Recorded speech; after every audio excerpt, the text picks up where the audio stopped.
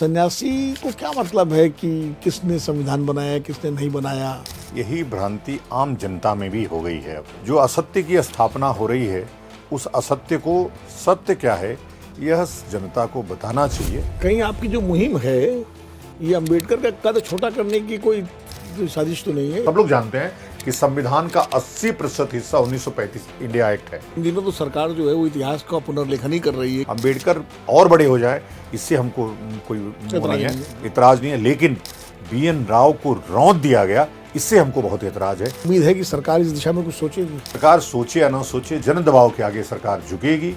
उनको जो सम्मान है वो सम्मान देगी। मोहन भागवत जी ने कहा है कि हमारा और मुसलमानों का DNA एक है, तो हमको उनसे क्यों दूरी बनाए रखनी चाहिए। वो तो आउटरीच भी कर रहे हैं। क्या पार्टीशन हो जाने से हमारी स्थितियां कम हो गई, या इस्लाम कम हो गया, या इस्लामिक लोग कम हो गए, या आज इस परिस्थितियां कुछ और बदल गई? अम्बेडकरवादियों का विरोध की चिंता नहीं है कि नहीं, BN राव का पक्ष अम्बेडकर का विरोध क्यों लगता है, मुझे ये समझ में नहीं आता है। मैं संत हूं तो सत्य की स्थापना करूंगा, मैं संत हूं तो सत्य बोलूंगा। मैंने BN राव की सच्चाई देश के समक्ष रखी है। वोट बैंक न होता तो सरकार अम्बेडकर को भी नहीं पूछती। नमस्कार, अमरउजाला.com पर मेरे कार्यक्रम खरी बात में आपका एक बार स्वागत है। वेलकम, खैर मकदम। मैं विनोद अग्निहोत्री फिर रूबरू हूँ आपसे एक नए और एक ख़ास मेहमान के साथ। हमेशा की तरह हर बार हमारे कार्यक्रम में जो भी मेहमान आते हैं उनकी एक विशेषता होती है और विशेष चर्चा हम उनसे करते हैं। आज हम एक ऐसे मेहमान से आपको रूबरू कराएंगे, उनसे मुलाकात कराएंगे जो मूलतः धार्मिक पुरुष हैं, धर्माचार्य हैं, सन्यासी हैं, लेकिन वो एक ऐसे काम में लगे हुए हैं जिसको आप वैचारिक कहिए, राजनीतिक कहिए, मतलब वो एक बहुत ही अहम काम में लगे हुए हैं। और वो काम ये है कि उनका मानना है, और ऐसा नहीं मानना, मतलब बाकायदा प्रमाण के साथ वो मानते हैं। वो कहते हैं कि भारतीय संविधान के निर्माण में जिनका सबसे ज़्यादा नाम लिया जाता है डॉक्टर भीमराव अम्बेडकर जी का, उनके साथ जो सबसे ज़्यादा सहयोग किया डॉक्टर BN राव जी ने, उनको जिस तरह भुला दिया गया, तो उनके नाम को फिर से लोगों के बीच में बताने के लिए एक मिशन में, एक मुहिम में जुटे हुए हैं। ये हमारे अतिथि हैं साम्यवी पीठ के पीठाधीश्वर स्वामी आनंद स्वरूप जी। स्वामी जी, बहुत बहुत स्वागत है आपका। बहुत बहुत धन्यवाद। आप इतने व्यस्त समय में, बेंगलोर में आपका आश्रम है श्रीधाम, और वहाँ से आप पधारे, दिल्ली आए, मेरा आग्रह अनुरोध आपने स्वीकार किया, हमारे स्टूडियो आए। तो सबसे पहले तो अमर उजाला परिवार की ओर से और अपने दर्शकों की ओर से आपका बहुत बहुत आभार। धन्यवाद। स्वामी जी, आप सन्यासी हैं, और सन्यासी को क्या मतलब है कि किसने संविधान बनाया, किसने नहीं बनाया? आपका तो काम अध्यात्म का है, आप कहाँ इस चक्कर में पड़ गए? यही भ्रांति जो आप प्रश्न कर रहे हैं, यही भ्रांति आम जनता में भी हो गई है। अब पहले जो शंकराचार्य होता था, वो शासकों पर शासन करने वाला शंकराचार्य कहा जाता था। आज शंकराचार्य का मतलब एक पीठ पर बैठ करके और चुपचाप सरकार की बातें सुनता रहे, उनका अनुगामी हो, वही शंकराचार्य बढ़िया है सरकार के लिए। वही सन्यासी अच्छा है जो सरकार के पक्ष में या विपक्ष में कुछ न बोले। लेकिन मैं मानता हूँ सर्वभूत हिते रतः इति साधु, जो सदा दूसरों की भलाई में लगा रहे, जो सदा अंधकार को समाप्त करता रहे, प्रकाश फैलाता रहे, वही सन्यासी है। तो जिस मामले को लेकर के जनता अपनी बात नहीं कह पाती, उस बात को हमको कहना चाहिए। जो असत्य की स्थापना हो रही है, उस असत्य को सत्य क्या है यह जनता को बताना चाहिए। यह मैं अपना कर्तव्य समझता हूँ, मैं उस कर्तव्य को कर रहा हूँ। तो स्वामी जी, ये अचानक आपको कैसे इस बात का एहसास हुआ कि जो मुहिम आप चला रहे हैं, जो मिशन मोड में, आपने किताब भी लिखी है कि डॉक्टर BN राव के बारे में, तो पहले डॉक्टर BN राव के बारे में बताइए जी जनता को कि वो क्या थे, क्या व्यक्तित्व था, क्या उनकी क्वालिफिकेशन थी, क्या उनकी भूमिका थी, थोड़ा सा उनके बारे में बताइए, फिर मैं उस अगला सवाल। तो मैं भी नहीं जानता था BN राव के बारे में, जैसे कि आम जनता नहीं जानती है, क्योंकि जो चीज़ें आपको पढ़ाई से बाहर कर दी जाती हैं, आपकी दिमाग में, आपकी स्मृति से निकाल दी जाती हैं, वो सिलेबस में नहीं रखी जाती हैं, उसका नाम भुला दिया जाता है। तो वही BN राव साहब के साथ हुआ। BN राव साहब एक ऐसे अवतार पुरुष थे जिन्होंने मैंगलोर के पास एक गांव है बेनेगल, उस बेनेगल में जन्म लिया। पिताजी उनके डॉक्टर थे। वो 4 भाइयों में दूसरे नंबर पर थे। इनके बड़े भाई जो थे वो भी आईसीएस की परीक्षा पास किए, लेकिन तब घुड़सवारी होती थी, घुड़सवारी की परीक्षा में फेल होने के नाते नहीं हो पाए। फिर ये दूसरे भाई थे बीएन राव साहब। ये 1909 में जब नेहरू पढ़ रहे थे तो ये और नेहरू दोनों क्लासमेट थे कैम्ब्रिज में। हाँ, दोनों लोग साथ में ही लॉ एट बार्ड कर रहे थे। Law at barred. हाँ, तो उस समय नेहरू लिखते हैं कि मैं कई बार ये कोशिश करता था कि बीएन राव से मेरे संबंध हो जाए, मेरी मित्रता हो जाए। तो उनके पिताजी के बारे में पिताजी से वो पूरा लेख है उनके ऊपर कि ऐसा व्यक्ति जो 24 घंटे केवल पढ़ाई में रहता था। और उस समय जब छात्रवृत्ति की परीक्षा हुई तो भारत से एक व्यक्ति चयनित हुआ, वो थे बीएन राव साहब। फिर जब आईसीएस की परीक्षा में बैठे 1909 में, आईसीएस की परीक्षा इन्होंने टॉप किया। आईसीएस की परीक्षा देने के बाद जब उनका सिलेक्शन हुआ तो कैडर, तब भी कैडर एलोकेट होता था। उस समय कैडर मिला इनको मद्रास, लेकिन ईमानदारी इतनी कि उन्होंने कहा कि यदि मैं अपने राज्य कैडर में रहूंगा तो निश्चित रूप से लोगों के साथ न्याय नहीं कर पाऊंगा। तो इसलिए उन्होंने फिर कहा कि हमारा कैडर चेंज कर दिया जाए। तो कैडर उनका बंगाल दिया गया। बिल्कुल, कहाँ मद्रास, कहाँ बंगाल। बंगाल दिया गया। और बंगाल में वो ऐसा ऐसा काम करके दिखाए। सुभाष बाबू को उन्होंने ट्रेनिंग देने का काम किया। सुभाष बाबू जब 1919 में आईसीएस होकर के आए, जो भी 3 महीना उन्होंने ट्रेनिंग लिया, वो उतने दिन केवल बीएन राव साहब के नेतृत्व में काम किया। फिर तो उन्होंने चूंकि नौकरी स्वीकार नहीं किया, इस्तीफा दे करके चले गए। तो और उसके बाद वहाँ के चीफ सेक्रेटरी रहे आसाम के। उसी जब आसाम के चीफ सेक्रेटरी थे तो उन्होंने एक आसाम के लिए अलग से कानून बनाया और उस कानून से प्रभावित होकर के ही वहाँ के गवर्नर ने यहाँ के गवर्नर जनरल को कहा कि ऐसे विद्वान व्यक्ति हमारे पास नहीं है जितना बीएन राव साहब हैं। फिर उनको जब तीसरा गोलमेज सम्मेलन था 1932 में, तो भारत सरकार जो अंग्रेजों की थी उसके प्रतिनिधि के रूप में बीएन राव साहब सम्मिलित हुए, जिसमें गांधी जी भी गए थे। गांधी कांग्रेस के प्रतिनिधि के रूप में सम्मिलित हुए, अंबेडकर भी दलितों के प्रतिनिधि के रूप में सम्मिलित हुए, जिन्ना भी सम्मिलित हुए मुसलमानों के प्रतिनिधि के रूप में, चारों सम्मिलित हुए। लेकिन वहीं से इतना प्रभाव छोड़ करके आए कि 1935 का जब अब उन्होंने सुझाव दिया कि भारत को संचालित करने के लिए भारतीयों के अनुरूप कानून होना चाहिए। उस समय 1935 का इंडिया एक्ट आया। साइमन कमीशन के बाद जो चीज़ें हुई, पुनः पैक्ट हुआ, पूरा इंडिया एक्ट 1935 को लिखने और रिफॉर्म कमिश्नर के रूप में उसको, रिफॉर्म कमिश्नर ऑफ इंडिया के पद पे रहने के रूप में उसको लागू करना, पूरा काम उन्होंने किया। अब जब वो रिटायरमेंट हो गए 1940 में, उन्होंने हिंदू कोड बिल, जिस हिंदू कोड बिल की चर्चा अंबेडकर साहब के लिए की जाती है कि उन्होंने हिंदू कोड बिल बनाया था, वो हिंदू कोड बिल 1940 में Rau commission, B N Rau commission का नाम ही था, वो हिंदू कोड बिल बनाया। लेकिन उस कोड बिल में और इस कोड बिल में दोनों में बहुत अंतर था। अंतर ये था कि जो हमारी परंपराएं थी, जैसे सप्तपदी है हिंदुओं की, अन्य भी जो परंपराएं थी, उसको अम्बेडकर ने छांट दिया था। उसमें केवल कोर्ट मैरिज को उन्होंने दे दिया था, इसलिए हिंदुओं ने उसका विरोध किया और वो उस समय लागू नहीं हो पाया। बहरहाल, तो जैसे ही रिटायर हुए तो कश्मीर के राजा हरि सिंह ने इनको सेलेक्ट किया। फिर वो कश्मीर के प्रधानमंत्री के पद पर आरूढ़ हुए। 2 वर्ष उनके साथ काम करने के बाद फिर वो जब भारत का कैबिनेट मिशन आया तो कैबिनेट मिशन ने 2 संस्थाएं बनाई। एक तो संविधान निर्माण कार्यालय बनाया, जिसका मुखिया, जिसका सलाहकार, एडवाइजर इनको बनाया बीएन राव साहब को। और फिर कहा कि जो संविधान सभा होगी वो एकल समकमणी मत से चुनाव चुन करके आएगी। तो संविधान सभा का चुनाव हुआ, जिसमें अम्बेडकर चुनाव हार गए। और उस समय छोटे भाई इनके थे बी शिवाराव, वो मैंगलोर से मैसूर प्रेसिडेंसी से चुनाव जीत करके आए थे और संविधान सभा के सदस्य रहे। उनके सबसे छोटे भाई बी शिवाराव साहब बहुत बड़े पत्रकार थे, टाइम्स ऑफ इंडिया के आपके एडिटर रहे, कई पदों पे रहे, वो कांग्रेस के 2 बार एमपी भी रहे। तो इस प्रकार से फिर जब एडवाइजर नियुक्त हो गए, तब तक अभी संविधान सभा बनी नहीं थी। 1 वर्ष तक उन्होंने संविधान के अलग अलग देशों में जाकर के उसका कलेक्शन करते रहे, अध्ययन करते रहे। फिर उन्होंने 243 अनुच्छेदों वाला एक संविधान बनाया, जिसको संविधान सभा में रखा गया। फिर उसी संविधान को थोड़ा मोड़ा संशोधित करके, इधर उधर करके पूरी तरह से 1949 में 26 नवंबर को अंगीकृत किया गया, स्वीकार किया गया।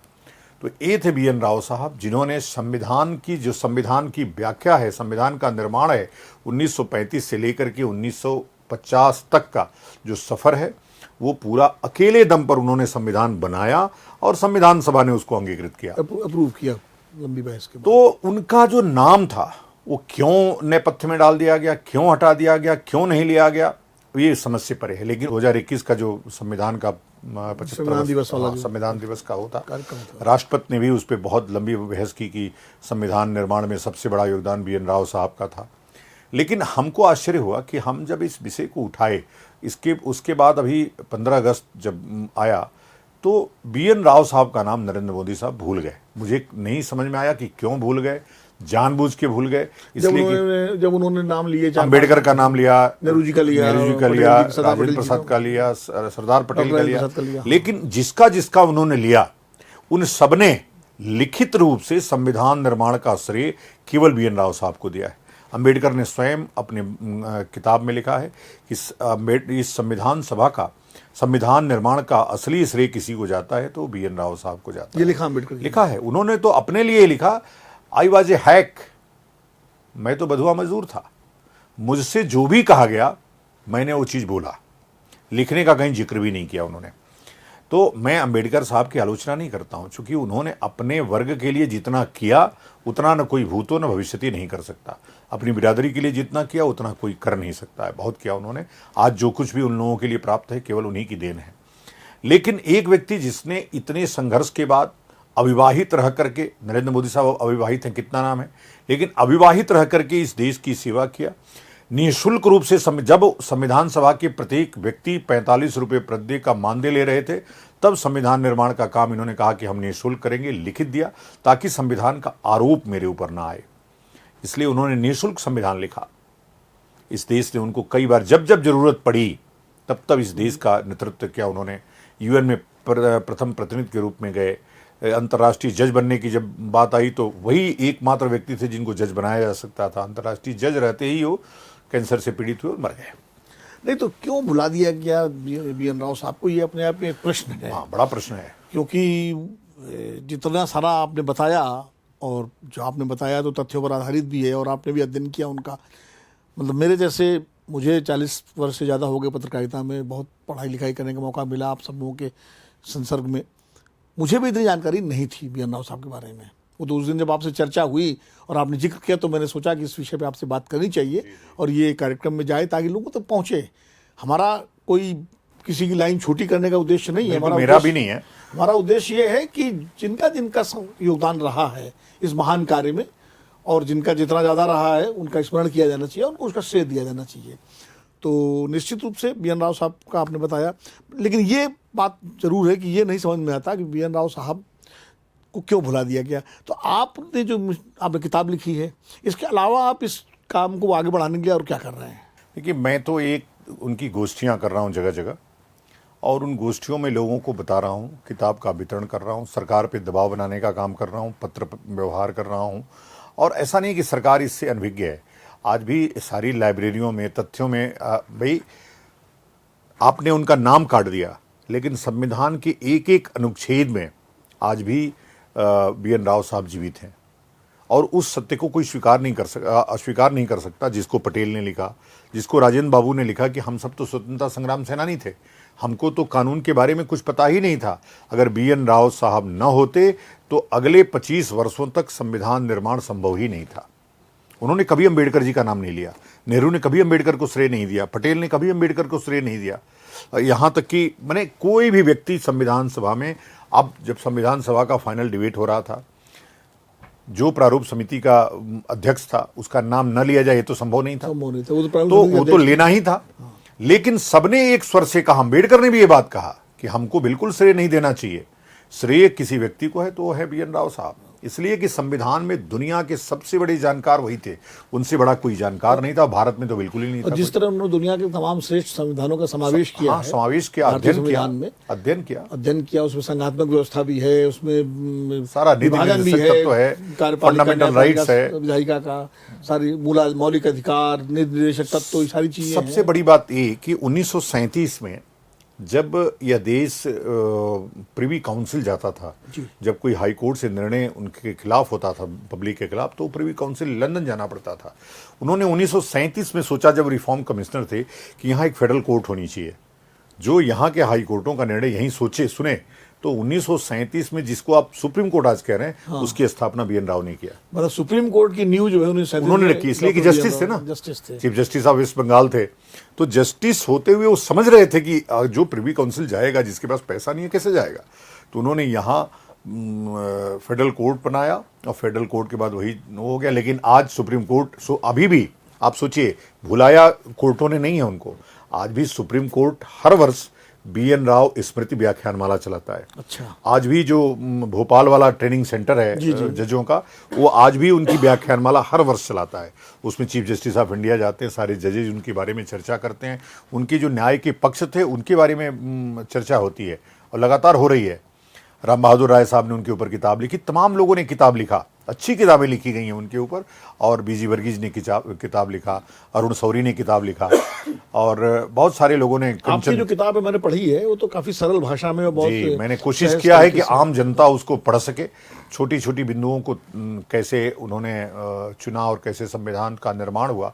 आज जिस संविधान का निर्माण हम देख पा रहे हैं, और ऐसे महापुरुष जिसका कोई आगे पीछे नहीं है, जिसका कोई नहीं है, उसको हम, उनका कोई वोट बैंक भी नहीं है। वोट बैंक भी नहीं है। वोट बैंक होता तो आज, वोट बैंक के नाते ही तो अंबेडकर साहब को पूजा गया।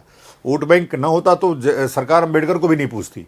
और सही बात है, अगर इतना ही श्रेय था तो 90 तक क्यों नहीं भारत रत्न दिया गया, क्यों नहीं उनकी मूर्तियां लगाई गई, 93 में पहली बार क्यों मूर्ति लगाई गई बाबा साहब की। तो अंबेडकर साहब को संविधान निर्माता के रूप में स्थापित करने का श्रेय किसी को है तो है कांसीराम, बीपी सिंह। ये दो लोग मिलकर के अंबेडकर जी को संविधान निर्माता बनाए। पहला भारत रत्न उनको जो मिला था वो तो बीपी सिंह की सरकार में मिला था, बीपी सिंह ने दिया। और पहली जो मूर्ति लगी वो नरसिंह राव ने लगाया जी। उसके पहले कई भारत रत्न की मूर्ति नहीं थी, पार्लियामेंट में नहीं, कहीं भी नहीं थी। उन्होंने स्वयं अपने रहते एक मूर्ति अपने घर में लगाई थी, उसके अलावा कोई देश भर में मूर्ति नहीं थी। कांसीराम जी जब आए तो उन्होंने जगह जगह मूर्तियों की स्थापना शुरू कराई, और प्लस पहली मूर्ति सरकारी रूप से नरसिंह राव ने लगाई।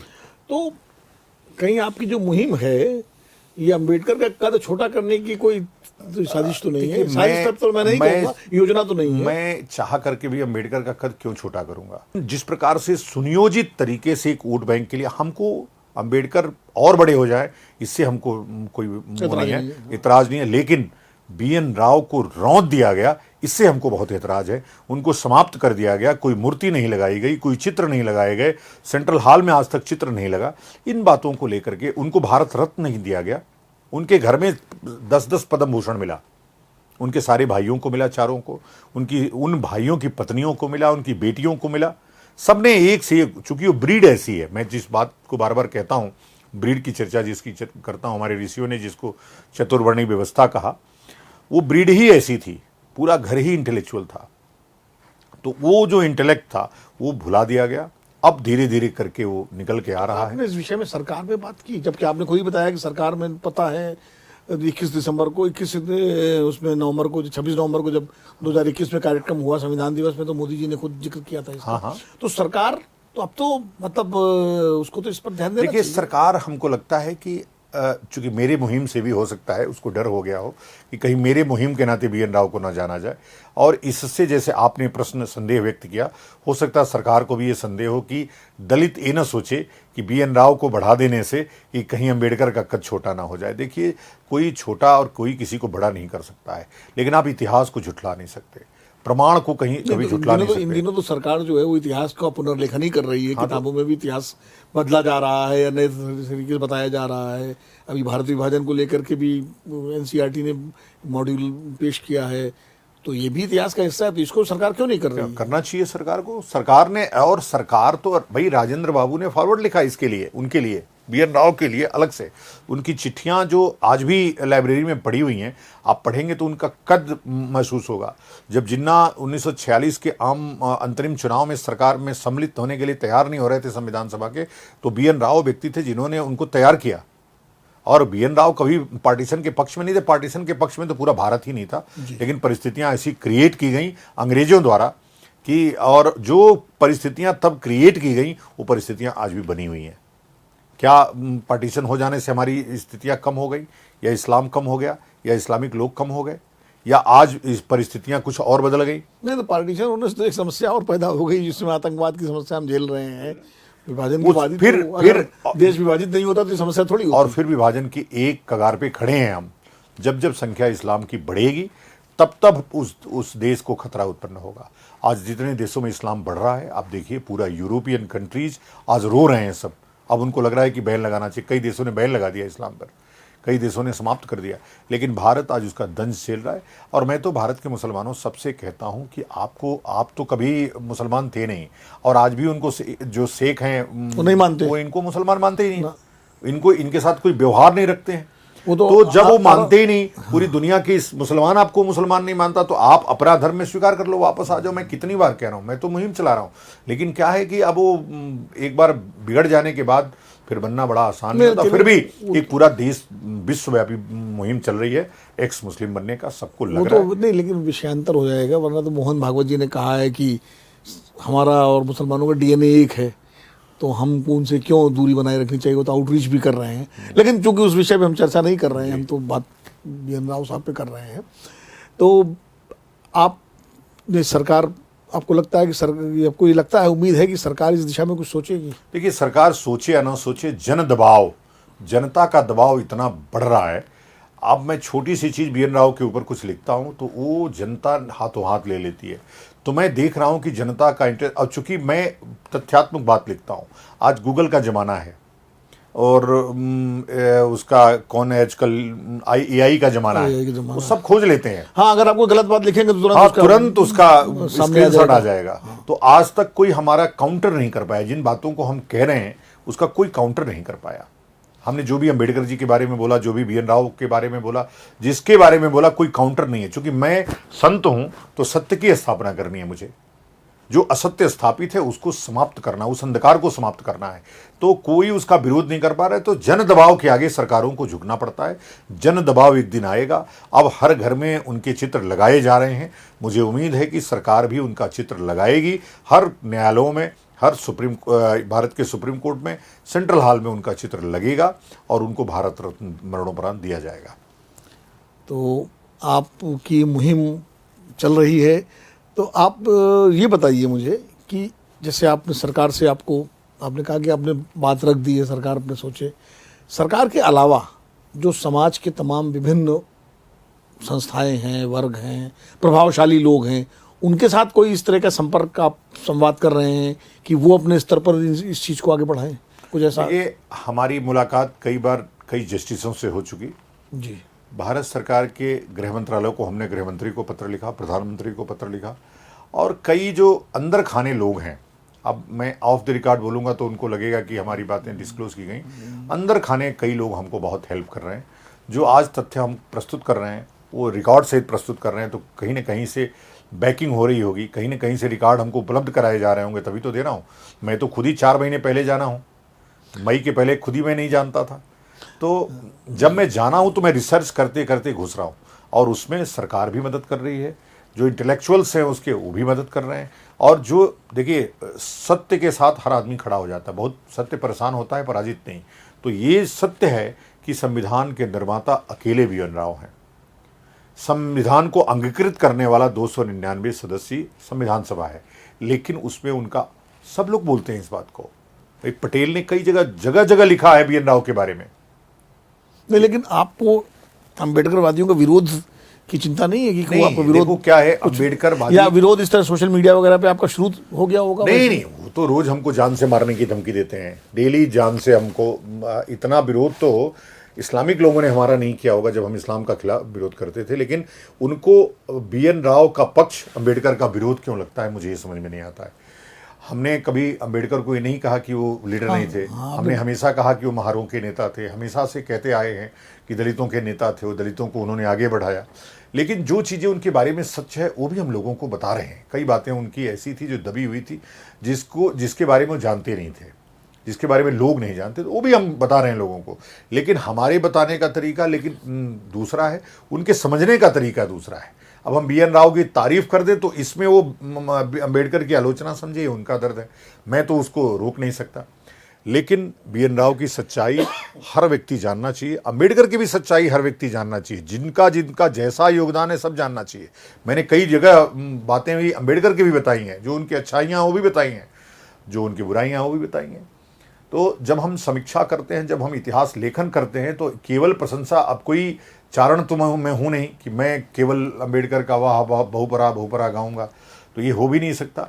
मैं संत हूँ तो सत्य की स्थापना करूंगा, मैं संत हूँ तो सत्य बोलूंगा। मैंने बीएन राव की सच्चाई देश के समक्ष रखी है और जन दबाव के आगे सरकार झुकेगी, उनको जो सम्मान है वो सम्मान देगी। और सबको ये जानना चाहिए कि जो व्यक्ति 1909 से लेकर के और 1953 तक लगातार देश की निस्वार्थ भाव से, कोई उनके बाल बच्चे नहीं थे, निस्वार्थ भाव से देश की सेवा किया हो। उन्होंने लिया कुछ नहीं थी, कुछ देश से नहीं लिया उन्होंने, अंत में देश ने दिया भी बहुत कुछ उनको। देश ने उनको जो सम्मान ही दिया वही बहुत था उस समय। नेहरू ने जो सम्मान दिया वो अद्भुत था। भाई अगर नेहरू ना होते, प्रधानमंत्री उनको ना भेजते, या उनकी समझ ना होती, अंग्रेजों की भी समझ ना होती कि ये व्यक्ति हम दोनों के बीच ब्रिज का काम करेगा। भाई 1935 का एक्ट बनाना, सब लोग जानते हैं कि संविधान का 80% हिस्सा 1935 इंडिया एक्ट है। तो 1935 का इंडिया एक्ट किसने बनाया, किसने रिफॉर्म किया, किसने लागू किया, ये तो इतिहास की सच्चाई है। इसको पढ़ना चाहिए, जानना चाहिए सब व्यक्ति को। तो मेरा कहना है कि अंबेडकर का योगदान हम कम नहीं कर रहे हैं, लेकिन अंबेडकर ने जो बीज बोया वो अभी भी वो गलत दृष्टि में जा रहा है। अंबेडकर ने स्वयं कहा था कि संविधान लागू करने वाला कैसा व्यक्ति है उसके ऊपर डिपेंड करेगा, संविधान में तो जो जैसा है वैसा है ही है। चलिए, आपने बीएन राव साहब के बारे में बहुत अच्छी जानकारी दी और उम्मीद है कि लोगों को और पता लगेगा। और ये बहस बीएन राव बनाम अंबेडकर न बने, बल्कि बेहतर हो कि जो अंबेडकर का योगदान है उसको लोग जाने और राव साहब का जो योगदान है उसकी चर्चा हो और उनको भी उतना सम्मान मिले जो उनका योगदान है देश को उन्होंने दिया। एक थोड़ा सा अलग सवाल मैं करूँगा, थोड़ा सा हमारे दर्शकों को आपके बारे में भी जानना चाहिए कि आप इतनी अच्छी हिंदी बोल रहे हैं, बेंगलोर में आपका आश्रम है, कर्नाटक में आपका मठ है, तो आप मूलतः तो उत्तर प्रदेश के हैं और कहाँ आप संन्यास लेकर के और बेंगलोर पहुंच गए, कुछ बताइए। अब यह है कि मैं इसके पहले जगतगुरु शंकराचार्य स्वामी स्वरूपानंद जी के पास था। आप रहने वाले उत्तर प्रदेश के? उत्तर प्रदेश के हैं। कहाँ? गोरखपुर? बलिया जनपद। बलिया तो वीरों की धरती रही है। हाँ, तो इसीलिए वो वीरता है ना, दिख रही होगी आपको जी। मैं तो अब जब मैं संन्यास ले लिया तो 2006 के बाद स्वरूपानंद जी के साथ थे? हाँ, मैं उनके साथ रहता था, लेकिन 2006 में कुछ ऐसी घटनाएं घटी और हमको अलग होना पड़ा। महाराज जी ने हमको अलग किया। तो उसके बाद हम बेंगलोर की तरफ गए। बेंगलोर में सत्य साईं बाबा हमको मिले और उस समय उनका बड़ा प्रताप था। पुट्टापुर्ती वाले? हाँ, तो उन्होंने हमको स्थान दिया और फिर वो स्थान हमने उसका विकास किया। आज बड़ा आश्रम है और कई जगह आश्रम हैं, कई मठ हैं, कई मंदिर हैं। ये सब जनता का प्रेम है, जनता का हमारे ऊपर विश्वास है। हम जीवन धर्ममय है, धर्म का प्रचार बढ़े, प्रसार बढ़े, धर्म के प्रति लोगों की आस्था और विश्वास बढ़े, पाखंडवाद धर्म से खत्म हो, इस पूरे जो काम आदि शंकर ने किया उनकी परंपरा को आगे बढ़ाने का काम मैं कर रहा हूँ। और निश्चित रूप से जो शरीर है उस पर असत्य नहीं बोलना चाहिए। बाबा जी, एक प्रश्न है, चूँकि आप धर्म से इतना जुड़े हुए हैं, आध्यात्मिक पुरुष हैं, स्वयं स्वरूपानंद जी के साथ आपने काम किया, उनके शिष्य रहे। आज इन दिनों धर्म को जो कारोबार बना दिया गया है, जो धर्म के नाम पर तमाम धंधा हो रहा है, मैं किसी को पर व्यक्तिगत नहीं कहूँगा और कहना भी नहीं चाहिए, मैं कोई अधिकारी नहीं हूँ किसी पर उंगली उठाने का, लेकिन जिस तरह धर्म के नाम पर पाखंड, अंधविश्वास और बहुत तरह की जो कुरीतियाँ जिनसे हमारे महापुरुष लड़े, जिनसे हमारे महापुरुषों ने, ऋषियों ने, मुनियों ने, तमाम शंकराचार्य जी ने और सब बड़े बड़े विद्वानों ने जिनका खंडन करके और धर्म को एक स्वरूप दिया, आज फिर एक बार उसी तरह की बातें हो रही हैं। इस पर आपका थोड़ा एकदम बिल्कुल सच कह रहे हैं। जिस प्रकार से उस समय मीमांसकों की स्थिति थी, कर्मकांड पाखंड की जो स्थिति थी, जो आदि शंकर के समय में थी, उससे भी विभत्स परिस्थिति अभी आ गई है। और आज जिस प्रकार का पाखंडवाद राज्य प्रायोजित चल रहा है, राज्य प्रायोजित शब्द मैं इसलिए बोल रहा हूँ कि आज सोशल मीडिया के दौर में जिसके पास भीड़ ज़्यादा है, सरकार ये जाने की ये अनर्गल काम कर रहा है, सही काम कर रहा है, पाखंड कर रहा है, इससे धर्म की हानि हो रही है कि फायदा हो रहा है, बिना ये सोचे सरकार उसके साथ खड़ी हो जाती है, तो उसका मनोबल बढ़ता है। बिल्कुल, हाँ, राज्य प्रायोजित यही हो गया। हाँ, यही राज्य प्रायोजित है। इससे हम जितना हो सकता है उतना लड़ रहे हैं, जितना हम खौफ पैदा कर, इसीलिए मैंने काली सेना बनाई कि ऐसे लोग जो धर्म का धंधा बना लिए हैं, ऐसे लोग जो धर्म पे प्रहार कर रहे हैं, इन दोनों को की फिटनेस करने के लिए ही काली सेना हमने बनाई है। अभी वो जब मजबूत हो जाएगी तो आप देखिएगा, आदि शंकर के काल में तर्क का युग था, उस समय लोग विद्वान थे, विद्वता को समझते थे और जीत और हार होती थी। आज आप शास्त्रार्थ करा दीजिए, जो पाखंडी है उसको जनता जिता देगी, आपको हरा देगी। तो अभी इसीलिए हमने जो भयव्यून हो न प्रीत, बिना भय के ये चीज़ें होने वाली नहीं है, तो हमने भय उसमें व्याप्त हो इसी के लिए काली सेना बनाई है। और वो काली सेना इस पे 1 वर्ष के अंदर आपको इन पाखंडियों को धर्म से अलग करने, उनको दंडित करने, क्योंकि सरकार नहीं दंडित करेगी, सरकार तो और बढ़ावा दे रही है, उनको हम दंडित करने का काम करेंगे। नहीं तो कानून हाथ में लेंगे। कानून भाई, कानून ने गांधी ने कानून को हाथ में नहीं लिया, तो गांधी अंग्रेजों के खिलाफ तो हम भी ये कानून जो भी खिलाफ हो, जो भी कानून, जैसे किसानों के खिलाफ मोदी ने कानून बनाया, सड़क पे आ गए तो कानून हाथ में लिया ना उन्होंने, वापस लेना पड़ा। जो कानून नहीं बन रहा है, इन ढोंगियों को ठीक करने के लिए अगर सरकार कानून नहीं बना पा रही है तो हमको कानून बनाना पड़ेगा या हाथ में लेना पड़ेगा। यही धर्मदंड है। ये राजदंड से बात न बने तो धर्मदंड देना आवश्यक होता है। हिंसक तरीके से विरोध करेंगे या अहिंसक तरीके से? अब शास्त्र ही हमारा कहता है अहिंसा परमो धर्म, धर्म हिंसा तथैव च। अहिंसा परम धर्म है, लेकिन धर्म के संरक्षण और रक्षा के लिए जो हिंसा होती है वो इससे भी बड़ी है।